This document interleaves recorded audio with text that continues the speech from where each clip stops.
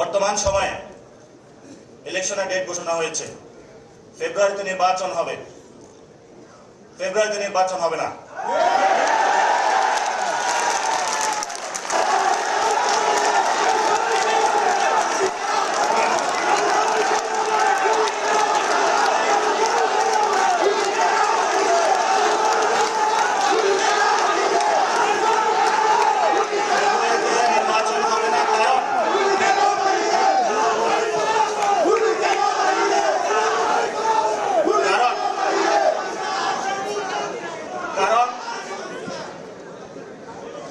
যদি ফেব্রুয়ারিতে নির্বাচন হয়, আমার যে ভাইয়েরা শহীদ হয়েছিল, রক্ত দিয়েছিল সংস্কারের জন্য, একটি নতুন সংবিধানের জন্য, তাহলে কবরে গিয়ে তার লাশটা ফেরত দিতে হবে এই সরকারকে। আমার যে ভাইয়ের হাতটা চলে গিয়েছিল, যদি সংস্কার কাজ শেষ না করে নির্বাচন হয়, তাহলে এই সরকারকে আমার ভাইয়ের হাতটা ফিরিয়ে দিতে হবে।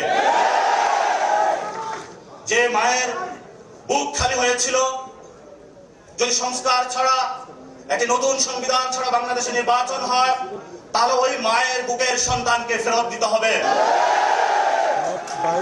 অনেক বাচ্চাকে দেখেছি এখনো বুকের দুধ পান করে, কিন্তু বাবা শহীদ হয়েছে। তাদের সাথে যখন কথা বলেছি, তাদের মুখের ভাষা পাইনি, শুধু চোখের ভাষা পেয়েছি। চোখের ভাষাটা ছিল অশ্রু। যে অশ্রুতে তারা বলেছিল, আমার বাচ্চা রয়ে গিয়েছে, আমার স্বামী চলে গিয়েছে, আমি বাংলাদেশ থেকে কিছু চাই না, কিন্তু আমি একটি সুন্দর ভবিষ্যতে বাংলাদেশ দেখতে চাই, যেখানে আমার এই বুকের যে সন্তান আছে, আর সন্তানকে কেউ খুন করবে না। কিন্তু বাংলাদেশে আমরা দেখতে পাচ্ছি একই সংস্কৃতির ডামাডোলে, একই ফ্যাসিবাদী সংবিধানে, একই সিস্টেমের মধ্য দিয়ে আমরা নির্বাচনে যাচ্ছি। তাহলে এতগুলো মানুষ শহীদ হওয়ার প্রয়োজন কি ছিল? এতগুলো মানুষ আহত হওয়ার প্রয়োজন কি ছিল?